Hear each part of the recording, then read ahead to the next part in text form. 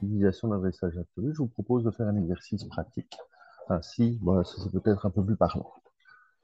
Dans ce cas-ci, nous sommes sur le tarif de la découpe de tôle d'acier. On a un tableau et on voudrait que ce tableau ici, eh bien, il se remplisse grâce à une formule. Et la formule, c'est le prix au mètre carré fois la longueur fois la largeur. Donc, c'est-à-dire que à chaque longueur et multiplié par la largeur, on aura un prix différent. Ici, le calcul se fait, par exemple, vous voyez, quand cellule C6 fait déjà 0,56. Ce 0,56 correspond en réalité à quoi? Eh bien, au prix à mon mètre carré qui se trouve dans la cellule D2, fois la longueur qu'on a ici pour cette colonne-ci qui est 0,1, fois 0,1 qui se trouve en B6. Donc, on a la formule est égale à D2 fois C5 fois B6. Ça nous permet d'obtenir le prix. Donc, si je n'utilise pas le dollar, donc le verrouillage de différentes cellules, eh bien, qu'est-ce qui va se passer? Quand je vais recopier ma formule, eh bien, je vais avoir beaucoup d'erreurs. Pourquoi? Parce que il me recopie la formule en modifiant ma formule au fur et à mesure. Parce que quand on bouge de cellules, la formule, normalement, bouge aussi, et les cellules qui sont dans les formules vont bouger aussi. Soit par la colonne, soit par la ligne. Qu'est-ce qu'on voit ici? Par exemple, j'ai dièse, hashtag valeur, pardon, hashtag valeur, et qu'est-ce qui se passe ici? Si je clique dessus, effectivement, plutôt que d'avoir ma cellule D2, il a été me prendre la cellule E4 dans laquelle il n'y a rien, puis après, il a été rechercher une valeur ici en C8, alors que ça devrait être en D8. La longueur, même chose, il a été chercher la longueur dans la cellule D7, au lieu d'aller dans la cellule D5. Et donc, pour régler le problème, on va travailler avec le dollar qui va permettre de dire, eh bien, tu ne peux pas changer de colonne, tu ne peux pas changer de ligne, ou tu ne peux pas changer de cellule. Donc, tu vas verrouiller un des trois éléments. Donc, qu'est-ce qu'on fait? Moi, je vais vous donner ici une première méthode, assez, je pense, assez facile. C'est, on va écrire sur une feuille. Donc, ici, j'ai simulé ici la feuille de papier, d'accord? On va écrire sur une feuille, lorsqu'on a un tableau comme ça, trois formules. Et trois formules qui vont être, ces trois formules viennent de trois cellules de mon tableau dans lequel je dois normalement aller mettre mes formules. Alors, je dois prendre deux formules dans la même colonne et une formule qui se trouvera dans une autre colonne. Comme ça va me permettre de voir quand est-ce que je dois bouger ou pas. Par exemple, j'ai pris ici la cellule C6, donc celle-ci, d'accord? Donc je vais la mettre en gris, comme ça on le voit bien. J'ai pris celle-ci et j'ai fait, donc ma copie c'est, ma formule c'est D2 fois C5 fois B6, d'accord? D2 fois C5 fois B6. D'accord? Ensuite, je vais prendre une autre formule au hasard. Ici, bon, j'ai pris la cellule C10, donc je vais continuer sur la cellule C10. Et là, je vais aller chercher ma formule à mettre. Ma formule à mettre, ce sera donc, ici dans ce cas-ci, ce sera toujours D2. Hein, donc D2 fois, fois quoi? Fois C5, ça ne change pas. Fois, par contre, au niveau de la largeur, ce sera 0,5. 0,5 se trouve être en B10. Donc, je vais mettre fois B10. Ok. J'ai pris deux cellules, deux formules dans la même colonne. Maintenant, je vais prendre au hasard, vraiment au hasard, je vais prendre une autre cellule, peu importe. Ici, j'ai mis E8, ça pourrait être autre chose, hein. Je vais prendre E8, comme ça, on a une chose, donc E8. Et donc, en E8, qu'est-ce que je vais faire? Je vais faire la même chose, je vais aller chercher ma formule. Ma formule, ce sera donc toujours le prix au mètre carré D2 fois, fois quoi? Fois la longueur qui sera en E5, E5 fois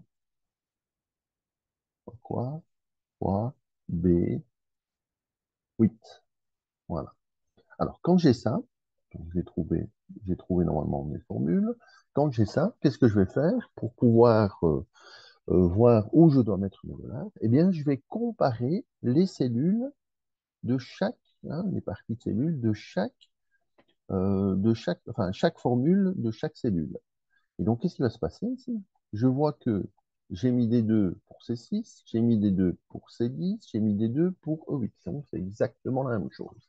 Alors, qu'est-ce que je vais faire? Je vais recopier dans ma formule ici, avec les dollars, hein, et je vais dire, mais par exemple, donc ici, c'est D2.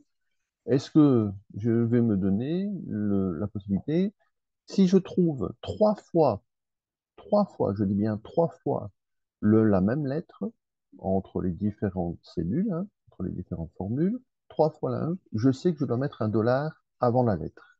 Si je trouve trois fois le chiffre, je mets un dollar avant le chiffre. Donc, c'est-à-dire qu'ici, j'ai D2, D2, D2, donc je dois mettre un dollar avant le D, avant le 2. D'accord? Donc, qu'est-ce que je fais? Je le fais, je refais ici comme ça. Donc, j'ai fait D2, donc je dois mettre normalement dollar, excusez-moi, dollar D, dollar 2. D'accord? Donc là, il va verrouiller ma cellule D2. Cette cellule-là, elle ne va plus jamais bouger. Ensuite, qu'est-ce que je continue? J'ai ici C5, C5, E5. C, je l'ai deux fois, donc je ne peux pas verrouiller le C. Donc je vais écrire C, C, et voilà, C. Ensuite, je vais mettre le 5, j'ai trois fois le 5. Donc le 5, je dois mettre un dollar avant le 5 puisque je l'ai trois fois. C'est 5. D'accord? Voilà, pardon. Donc c'est 5 et je dois mettre donc un dollar. Dollar C. Donc C, dollar 5. Puisque C ne peut pas, il n'a pas été trois fois, il n'y a pas de dollar. 5, il y a trois fois. Ensuite, je mets donc fois. J'ai B6, normalement, je dois mettre normalement B6. Je vais regarder si je dois mettre un dollar avant le B. J'ai trois fois le B. Et donc, je vais mettre dollar avant le B. Dollar, je vais écrire B, d'accord? Alors qu'on écrive en majuscule ou en minuscule, les lettres, hein, peu importe. B. Et alors, mon 6, je l'ai une fois ici, je n'ai qu'une seule fois. Donc, qu'est-ce que je vais mettre? Je vais mettre, je vais recopier le 6 sans mettre le dollar. Je valide, donc ça ne change rien, on voit que c'est 0,56, peu importe, hein. Par contre, lorsque je vais copier, hein, lorsque je vais copier ma formule, il va me mettre le montant ici, ok? Et si je recopie vers le bas, il va me mettre le montant. Ça semble exact, d'accord? Je dis, bah, c'est très bien, il a fait la formule, mais je dois vérifier quand même si ce que j'ai fait au niveau de mes verrouillages, hein, donc de l'adressage absolu, est-ce que j'ai verrouillé correctement ma formule. Et donc, je vais prendre au hasard, par exemple 0,7 ici, allez hop, je vais regarder, j'ai toujours bien D2, j'ai toujours bien D5, donc ma longueur 0,2 qui est en D5, et B12. Donc, mon exercice est terminé, j'ai réussi à utiliser le dollar en verrouillage. Voilà, donc ça c'est ma première méthode, ce serait une des premières méthodes quand on est vraiment débutant pour démarrer, pour ne jamais se tromper. Et donc là, vous ne vous tromperez jamais si vous faites ça. Trois formules, vous comparez les trois formules et vous mettez dans une des formules les dollars et vous voyez si ça change trois fois, si ça ne change pas, si ça ne change pas trois fois au niveau de la lettre ou du chiffre, vous mettez un dollar avant la lettre ou avant le chiffre et ça fonctionne. Merci à vous, j'espère que vous avez compris. N'hésitez pas à me mettre en commentaire hein, si vous avez des problèmes, je répondrai avec grand plaisir. Bonne journée.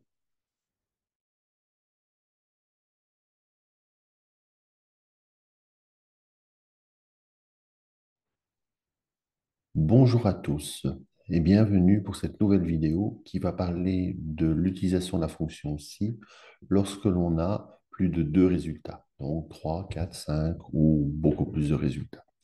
Alors, je vais vous montrer une façon de faire comme je vous avais montré pour la première partie qui était avec deux résultats, c'est le même principe.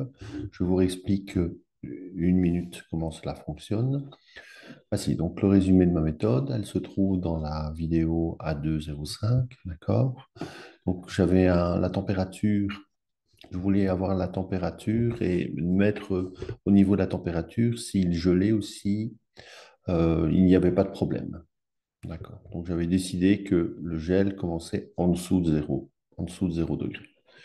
Donc j'avais dit, ben, s'il fait en dessous de 0 degré, il va devoir me mettre dans mon tableau Excel, il gèle. Si pas, il me mettra, il n'y a pas de problème. Donc qu'est-ce que j'avais dit que l'on pouvait faire? C'était de faire un dessin. Donc ce dessin, on le décompose en deux parties. D'accord. Il y a deux colonnes, vous voyez ici, les résultats et les tests. Dans les résultats, donc, on note tous les résultats que l'on souhaite. Donc ici, dans ce cas-ci, c'est soit il gèle, soit il n'y a pas de problème. Quand on a terminé ça, on va aller de l'autre côté et on va voir, on va essayer de chercher le test qui va permettre de dégager, de montrer le résultat. Ici, dans ce cas-ci, il gèle. Donc le premier, ce sera le test.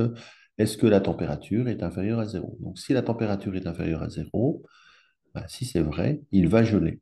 D'accord? Et si pas, eh bien, il faudrait aller voir si la température est supérieure à zéro, mais par défaut, si elle est inférieure à zéro, eh bien, si elle n'est pas inférieure à zéro, automatiquement, elle le sera au-dessus de zéro, d'accord, ou égal à zéro. Donc là, on va mettre il n'y a pas de problème. Alors, quand j'ai fait mon dessin ici, je vais transformer ce dessin en formule. Et donc, quand j'ai un test avec le losange, je mettrai en Excel si ouverture de la parenthèse, température inférieure à zéro.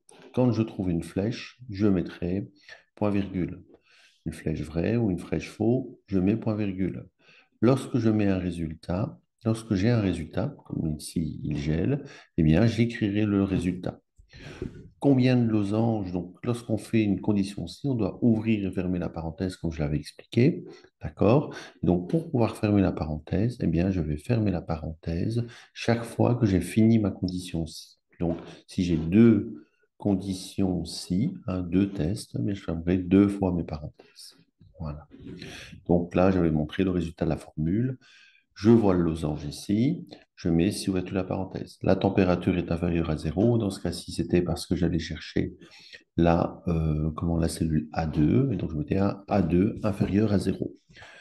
Puis j'avais le vrai, donc point virgule, il gèle, entre guillemets, point virgule pour le faux, et puis ensuite après, il n'y a pas de problème, donc entre guillemets, il n'y a pas de problème, et je fermais par une parenthèse. Voilà, donc ça c'était l'explication A2 en vitesse, hein. Euh, on va faire un exercice pratique pour lorsqu'on a 3, 4 ou 5 résultats, plus même, hein. Donc, regardez ici, j'ai pris ici cotisation, donc les cotisations, enfin la cotisation dans une salle de sport aquatique. D'accord? J'ai un tableau ici. J'ai un tableau ici avec les différents prix, les sports et le type de cotisation. Individuel, couple, si c'est en couple ou si c'est en famille. D'accord? Et en dessous, les noms des adhérents. Donc, tarif à appliquer.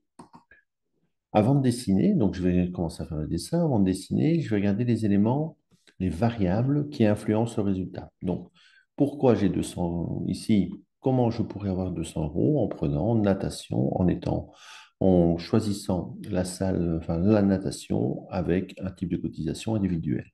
D'accord? Donc, on sait que ici, on va devoir aller voir à la fois le sport, donc qui va déterminer les colonnes, hein, donc le sport, la natation, l'aquabike. Ici, il y a deux possibilités. Et puis ensuite, on va faire ça en fonction aussi du type de cotisation, individuel, couple ou famille. Là, il y a trois possibilités. Donc, qu'est-ce qu'on fait lorsque l'on a ce tableau, hein, en Excel? Ici, je l'ai remis, ici. Eh bien, on va refaire de nouveau le dessin comme dans les vidéos, enfin la vidéo précédente. Et donc, je vais d'abord établir le nombre de colonnes. Donc, j'ai trois colonnes à mettre, puisqu'il y a à la fois le sport à choisir, le type de cotisation et les résultats. Donc, je mets mes trois colonnes, hein, j'ai ici mis en tiré, et je vais mettre dans la troisième colonne directement les résultats. Donc, les résultats, c'est quoi? C'est 200 euros, 350 euros, 400 euros, 300 euros, 450 euros et 600 euros. Donc, je vais les inscrire. En face de ce résultat, du premier résultat de 200 euros, je vais aller chercher enfin, le type de cotisation. Et donc, je vais dire, ben, pour 200 euros, il faudrait que la cotisation soit une cotisation individuelle. Et donc, je vais faire un test. Alors, pourquoi j'ai mis le type de cotisation en premier, ici, dans la deuxième partie, donc dans la deuxième colonne? Parce que je vais y mettre, je vais regarder par rapport aux différentes variables. Ici, type de cotisation, j'ai trois éléments pour le type de cotisation, trois choix possibles, je vais plutôt dire. Tandis que pour la natation et l'aquabike, donc le sport, j'ai deux éléments possibles, deux choix possibles. Donc, qu'est-ce qui va se passer? Je vais aller mettre dans la deuxième colonne la variable, l'élément où il y a le plus de choix possible. Donc, on est à 3. Et donc, pourquoi? Quel est l'objectif de faire ça? C'est simplement lorsque l'on va faire des scies comme l'on fait les scies imbriqués, il y a donc, lorsqu'on fait un scie, on ouvre une parenthèse et il faut la fermer à un certain moment. Et donc, en faisant comme ça va me permettre de regrouper au maximum les fameuses parenthèses fermées pour chaque condition scie. Donc, vous voyez ici, il y en a une, mais il faudra la refermer. Donc, ce que je vais faire, c'est mettre d'abord dans la deuxième colonne l'élément où il y a le plus de choix possible. Voilà. Donc, pour le résultat, je vais commencer, je vais mettre ici le type de cotisation. Et alors, donc, je vais faire le test pour 200 euros. Il faut une cotisation. Il faut que la cotisation soit individuelle. D'accord? Donc, j'ai pris une cotisation de type individuel. Voilà. Donc, cotisation, test. J'ai mis un losange pour dire que c'est un test. Et ici, j'ai remis, pour avoir un peu plus facile, j'ai mis ici ouverture de la parenthèse, puisque c'est exactement ça qu'on va faire. Si c'est vrai, j'aurai 200 euros. Si c'est faux, je vais alors voir le résultat, le deuxième résultat. Donc 350 euros. 350 euros, d'accord. Le test, ce sera la cotisation et de type couple. D'accord. Je mets de nouveau un losange. Je continue. Si c'est vrai, ce sera ça. Donc je mets la flèche. D'accord, vrai. Puis je vais mettre normalement une flèche faux pour arriver de nouveau à un test. Mais dans ce cas-ci, qu'est-ce qu'on a? On a simplement le choix entre 200, 350 ou 400 euros. Et donc, si ce n'est pas 200 euros, si ce n'est pas 350 euros, automatiquement, c'est 400 euros. Donc, je vais automatiquement, directement mettre ma flèche, plutôt que de refaire un test là-dessus, je vais mettre ma flèche faux directement vers les 400 euros étant donné qu'on n'a que trois choix possibles. On aurait pu mettre cotisation est égale à famille si on avait dit, ben voilà, si je n'ai rien choisi, eh bien, je vais mettre un message d'erreur comme vous n'avez pas mis le type de cotisation que vous vouliez. Voilà. Donc ici, pour ce cas-ci, je fais. Alors, j'ai fait ça. Je fais la même chose pour les 300 euros de l'autre côté. 300 euros, c'est la cotisation individuelle, la cotisation de couple pour 450 euros, cotisation famille pour 600 euros. D'accord? Voilà. Et après, quand j'ai terminé ça, je passe à la première colonne où là, je vais choisir le sport. Le sport. Et donc là, soit natation, soit cabaye. Mais ici, dans ce cas-ci, il faut qu'il soit en natation et en cotisation individuelle pour qu'il ait 200 euros. Donc, quand j'ai 200 euros, je vais voir en individuel et alors je vais chercher donc la natation, la première colonne, enfin la première partie ou natation en dessous, là, dans cette colonne-ci. Et donc, je vais dire, est-ce que le sport de la personne, c'est son choix, c'est la natation. Et si c'est vrai, on ira rechercher de nouveau les deux éléments, enfin, les trois éléments, les trois résultats ici. Voilà. Donc, si le sport, c'est natation, si c'est vrai, je vais chercher ce type de cotisation ici. Et si pas, ça veut donc dire que automatiquement, ce sera l'aquabike. Et donc, on ira faire les tests par rapport à ces trois résultats ici. D'accord? Voilà. Donc, je vous disais que le but, c'était de regrouper les parenthèses au maximum en travaillant comme ça. Eh bien, je vais vous montrer, hein. Donc, vous savez que dans une fonction si, c'est si, ouverture de la parenthèse, test, point virgule, résultat c'est vrai, point virgule, résultat c'est faux, fermez la parenthèse. Eh bien, on a exactement ça. Je prends ici, c'est mon test. Là, c'est le vrai, donc ce sera point virgule. Le résultat, c'est vrai, mon faux. Et le résultat, si c'est faux, c'est tout ceci, tous ces éléments-ci. Donc, Voilà, je ferme ma parenthèse à la fin des éléments. Deuxième ici, condition si, enfin le test, si mon test est ici, cotisation est égale à couple, point virgule, mon résultat, si c'est vrai, et mon résultat, si c'est faux, ce sont les 400 euros, donc je peux fermer ma parenthèse.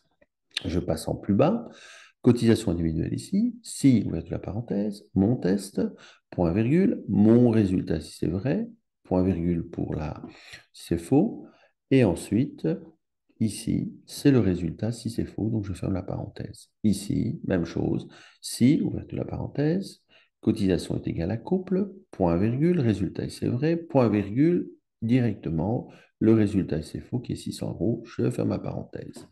Voilà. Vous voyez qu'ici, il y a deux parenthèses. Là, il y en a trois. Pourquoi il y en a trois? Parce qu'on va reprendre le premier ici, la première colonne, le sport. Si, ouverture de la parenthèse, sport est égal à natation, donc c'est mon test, point virgule. Mon résultat, si c'est vrai, sont toutes les conditions aussi en bleu. D'accord?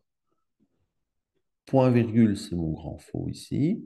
Et puis après, le résultat, si c'est faux, eh bien, ce sont les trois résultats qui se trouvent ici. Hein. Donc, ce sera dans le cas où ce sera la compagne. Et je vais faire ma parenthèse à la fin. Voilà.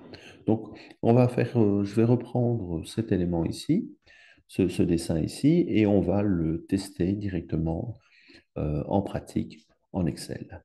À tout de suite. Voici, donc on arrive ici en Excel, hein, et donc j'ai recopié ici la cotisation et j'ai mis des adhérents pour vous montrer avec l'exercice qu'on va faire. Donc on va transformer le fameux dessin en Excel, donc en utilisant ici tous les éléments, comment transformer en Excel en formule. C'est ce que j'ai expliqué dans la première vidéo concernant les conditions ci avec deux résultats. Donc, première chose, je dois commencer par égal pour dire que c'est une formule. Là, je vais écrire si ouverture de la parenthèse. Mon test, c'est le sport est égal à la natation. Donc, c'est-à-dire que Olivier, qu'est-ce qu'il a choisi comme on est dans cette ligne 8. Donc, Olivier, qu'est-ce qu'il a choisi? C'est la natation. Donc, on va aller chercher ce qu'il a choisi en B8. En B8. B8.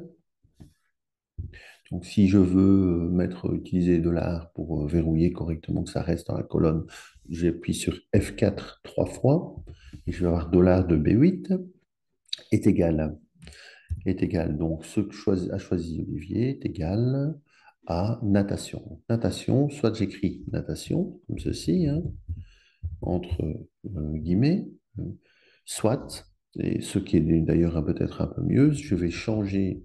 Je ne vais pas prendre natation, le mot natation, je ne vais pas l'écrire, mais du moins je vais aller chercher l'intitulé qui se trouve dans le tableau. Comme ça, c'est plus facile si un jour on change natation par natation, je sais pas moi, individuelle, ou peu importe, hein, voilà, au groupe ou seul. Voilà.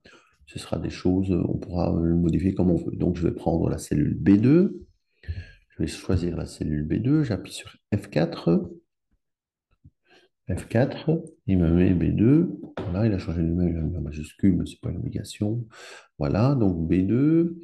Ensuite, vrai, donc ce sera point virgule. Ensuite, hein, point virgule. Puis j'ai la condition si pour les types de cotisation bleu.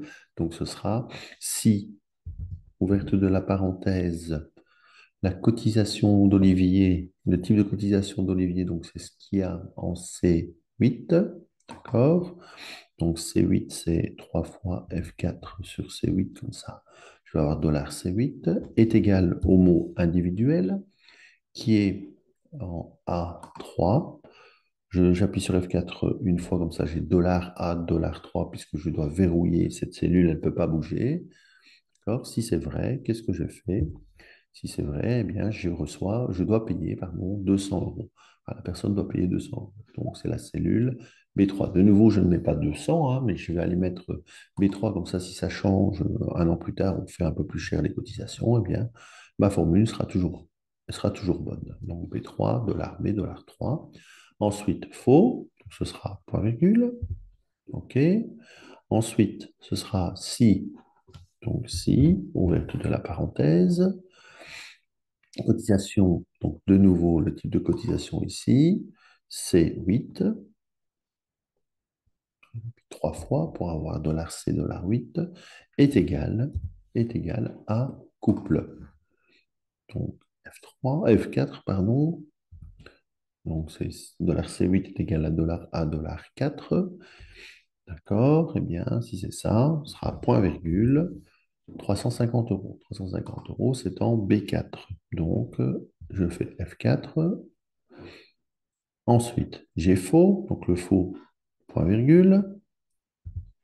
Et je passe directement, c'est pas 200, c'est pas 200, 350, ce sera donc 400 euros, donc en cellule B5. Dollar B, $5. Je ferme deux fois mes parenthèses, comme il est noté. Ensuite, hop, j'ai fait cette partie-ci. Je ne peux pas aller plus loin parce que ça ne suit pas. Donc, je reviens en arrière. Je remonte, je viens ici. Et j'ai faux ici. Donc, qu'est-ce que je vais faire? Je vais faire point virgule. OK. Continue à lire ici. Si, cotisation est individuelle. Donc, si, ouverture de la parenthèse. De nouveau, ma cotisation était 3 fois F4 pour dollar C8 est égal à individuel, donc en A3. J'appuie sur la touche F4 pour dollar A, $3. Ce sera vrai, donc ce sera point virgule. 300 euros. Donc 300 euros, ce sera C3. Verrouillé, toujours, hein, verrouillé. Faux, point virgule. Si la cotisation est couple, si la cotisation, donc ici, type individuel, donc F4 trois fois, est égal à couple, bien ça, hein, voilà, donc est égal à couple, eh ben, si c'est vrai, point virgule, ce sera 450, donc ce qui est en C4. J'appuie sur F4 pour bien verrouiller. D'accord. Oh, là, j'ai une erreur ici. J'ai oublié de mettre le F4. Voilà. Donc, C4, $C, $4. Voilà. Donc, on est à 450. Sinon, point virgule, c'est 600 euros en appuyant sur F4 pour verrouiller $C, $5. Donc, on a bien $C, $3, $C, $4, C, $5 et je ferme trois fois ma parenthèse. Et normalement, j'espère qu'il n'y aura pas d'erreur. On verra, on fait, et je suis bien à 200 euros. Donc, le montant a l'air exact. Si je change et que je mets coupe, par exemple, il devrait me mettre pour la natation 350 euros. Si je mets famille, d'accord? Donc, si je mets famille, il va me mettre autre chose. Il va me mettre normalement 400, etc., etc. Ce que je fais par contre, pour bien voir si mes dollars ont bien été, donc ici, si je fais ça, je vois que tout fonctionne plus ou moins bien, hein. Voilà, enfin, tout fonctionne bien, pardon. Donc, si je copie vers le bas, normalement, il doit me chercher chaque fois les bons. Ici, Aquabike, couple, Aquabike, couple, ça a l'air d'être correct.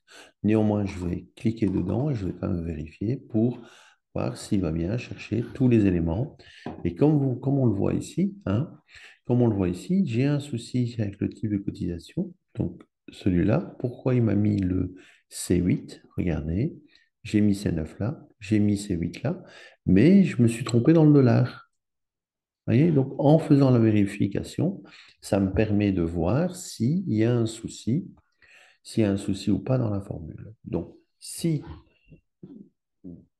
tout de suite j'ai pu voir que le type de cotisation à un certain moment, il allait chercher pour Olivier, alors qu'il devait chercher pour Martine. Donc, qu'est-ce que je dois faire? Je dois aller modifier l'élément et je vais donc aller voir ici. Est-ce qu'il n'y a pas un endroit ici? C'est $8. Il y a une erreur. Normalement, ça aurait dû être $C, $8, puisque ce n'est pas le 8 que l'on, c'est pas la ligne que l'on verrouille, mais c'est bien la colonne. Et donc, je vais faire de nouveau F4, et là, il me met $C, $8. Je valide, et je revérifie, je recopie ma formule, je refais une vérification, et ici, ça a l'air d'être correct. Voilà, donc faire attention lorsqu'on fait des grosses formules comme ça, c'est de bien vérifier. Donc, si vous devez faire une copie vers d'autres cellules, vérifiez bien que vous n'êtes pas trompé à un endroit en faisant comme je viens de le faire ici. Merci à vous et à la prochaine. Donc, dans la prochaine vidéo, normalement, je vais parler de la fonction et de la fonction ou. Et puis après, on ira chercher des conditions si avec le et le ou. À bientôt.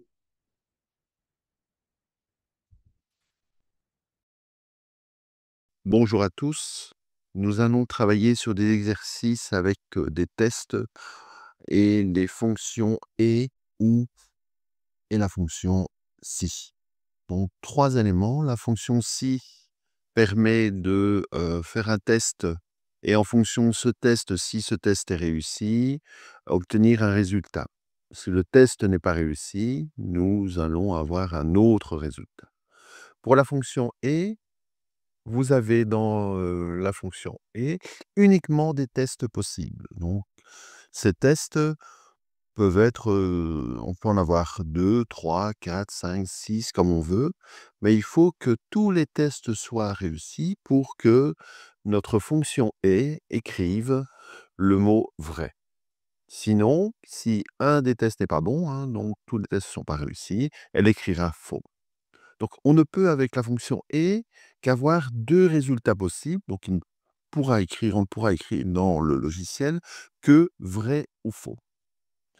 Dans la fonction ou, c'est plus ou moins le même, enfin, c'est le même principe, si ce n'est que quand vous avez 3 ou 4 tests, il va suffire d'avoir un seul test un test réussi, pour que cette fonction écrive dans votre tableau Excel vrai. Sinon, elle écrira faux s'il n'y a aucun des tests n'a été réussi. D'accord? Alors, ce qu'on va faire, c'est prendre la fonction et la fonction ou et la mettre dans la fonction si. Pourquoi? Parce que si je veux mettre autre chose que vrai ou faux, je vais être obligé d'utiliser la fonction si. Je vais être obligé d'utiliser la fonction si. Et donc, je vais mettre dans si, vous voyez, normalement, on devait mettre ici, regardez, un test.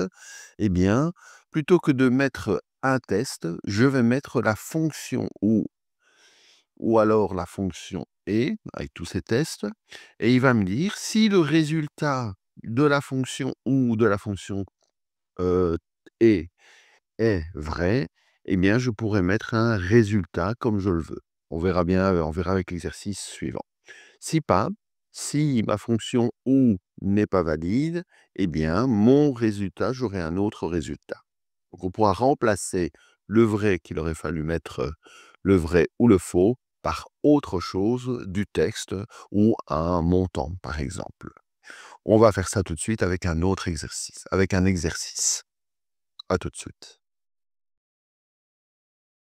Nous sommes ici dans le cadre d'un exercice où on va calculer une prime en fonction de l'évaluation d'un salarié et de son ancienneté. Si l'évaluation, de moins l'appréciation, a été positive ou neutre, ou si l'ancienneté est en dessous de 10 ans ou 10 ans et plus pour le salarié, eh bien, il pourrait recevoir une prime de 200, 500 ou 0 €. Donc, pour chaque salarié, on va devoir calculer ça et lui donner la bonne prime. Soit il reçoit 200, 500 ou 0. Donc, pour faire ça, on va utiliser donc les fonctions et les fonctions si, d'accord? Et on va, pour commencer, pour s'y retrouver, faire un petit dessin rapide, hein. Et donc, dans ce dessin, on va d'abord, en premier lieu, mettre tous les éléments, tous les résultats qui pourraient être possibles. Donc, je vais faire 200, 500 ou 0. Donc, pourquoi j'ai mis 0 en dernier? Parce que si je n'ai pas 200, si je n'ai pas 500, eh bien, automatiquement, pour tous les autres, je mettrai 0. Même si c'est une erreur, je mettrai 0. D'accord? Donc ici, qu'est-ce qui va se passer? Pour 200 €, je vais rechercher comment je pourrais avoir 200 €. Et donc, pour avoir 200 € comme résultat, je vais devoir avoir une appréciation positive et une ancienneté moins de 10 ans. Donc, je vais commencer en disant, ben voilà, dans la cellule des 10 pour Anaïs, je vais calculer, vous voyez que s'il n'y a rien, le jour où il y aura quelque chose, je pourrai calculer sa prime. Eh bien, je dis, si L'appréciation d'Anaïs est positive. Donc, si ce qui est l'appréciation d'Anaïs, on le voit en B10. Donc, je veux dire, si B10, hein, la cellule B10 comprend le texte positif, hein, je vais le mettre ici entre guillemets, pour aller chercher la cellule A4. Et voilà. Et donc, et en même temps que l'ancienneté d'Anaïs est inférieure à 10, donc c'est la cellule C10. Donc, est-ce que ce qui est dans la cellule C10 ou ce qui sera dans la cellule C10 sera inférieur à 10 ans, d'accord? Eh bien, si c'est le cas, il aura 200 €. Donc, ce que je peux faire, c'est, comme je suis obligé d'avoir ces deux paramètres, à la fois une appréciation positive et une ancienneté inférieure à 10 ans, je vais devoir utiliser la fonction et. Et donc, je vais mettre tout ce que j'ai noté ici, la fonction et. Je vais dire, eh bien, ma fonction et, elle a deux tests, l'appréciation positive, plus, hein, donc ça c'est obligatoire, plus, là, donc je vais mettre un point-virgule, donc, pour la fonction et en même temps, elle va avoir aussi donc une ancienneté inférieure à 10. Donc Anaïs doit absolument avoir une appréciation positive et une ancienneté inférieure à 10 pour obtenir 200 €. Donc j'ai mis l'élément, je vais agrandir un petit peu parce que sinon je vais avoir un petit souci à ce niveau-là, voilà. Et donc j'ai mis B10. Si j'utilise la fonction et, comme je vous ai expliqué juste avant dans la théorie, eh bien la fonction et ne peut donner comme résultat que vrai ou faux. Moi, ici, je veux avoir 200 € comme résultat dans le cas où les deux tests seraient valables, seraient OK. Donc, qu'est-ce que je vais? Je vais entourer ma fonction et par une fonction si. Donc, à la place, avant de mettre le et, je vais écrire si tous les tests qui sont dans la fonction ils sont réussis, alors je pourrais avoir 200 € de résultat et pas vrai. Donc, je vais mettre point virgule, et donc mon test, s'il est réussi, il aura 200 €.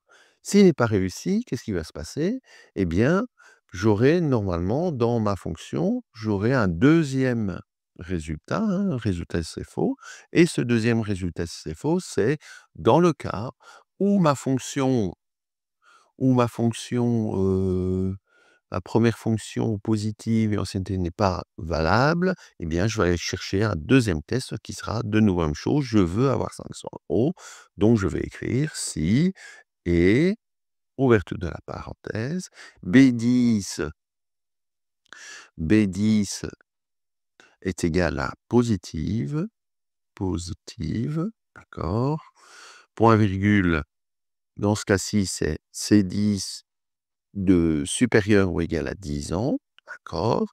Eh bien, donc C10 supérieur ou égal, donc supérieur égal, on les met ensemble, supérieur à 10 ans, d'accord? Donc je ferme ma parenthèse pour la fonction et, eh bien dans ce cas-là, je vais avoir 500 €. D'accord. Et dans les autres cas, donc je n'ai ni positif ni positif, et bien dans tous les autres cas, je vais avoir 0 €. On a ouvert 2 fois les conditions si, ici, on n'a jamais refermé les parenthèses, donc à la fin du dernier résultat, je vais aller mettre mes 2 parenthèses pour fermer mon résultat. Voilà. Donc je vais recopier ceci pour Anaïs, OK. Je vais, donc recopier toute ma formule dans l'entièreté et puis ensuite après, je vais faire, ma formule, je vais la copier vers le bas et donc il va calculer pour chaque salarié s'ils reçoivent une prime ou pas. Voilà, je vous montre. J'ai recopié, la formule, donc tous les éléments que j'ai mis ici, je les ai recopiés dans la cellule D10, d'accord? Je commence par égal, bien sûr, pour dire que c'est une formule, que je vais faire des calculs. Donc je fais égal, si, et cetera, hein, j'ai tout recopié à la suite l'un de l'autre et je valide. Ici, j'ai 0, d'accord? Si je mets, par exemple, eh bien, Anaïs à l'appréciation positive et à 200, comment? Pressurisation positive. Automatiquement, ici, me met 200 € parce qu'il considère que c'est moins de 10 ans. Bien, hein. Si je mets 5, eh bien, il y aura 10 ans, il y aura 200 €. Si, par exemple, elle a 15 ans, il me met 500 €. Voilà. Et donc, ici, j'ai une appréciation positive, 500. Je copie, donc je sélectionne ma cellule D10 et je peux maintenant utiliser le petit carré vert qui est à droite, en bas à droite de la cellule. Je descends pour faire une recopie de cellule et mon ordinateur calcule automatiquement qui a droit à une prime de 200 ou de 500. Voilà. Donc, merci à vous.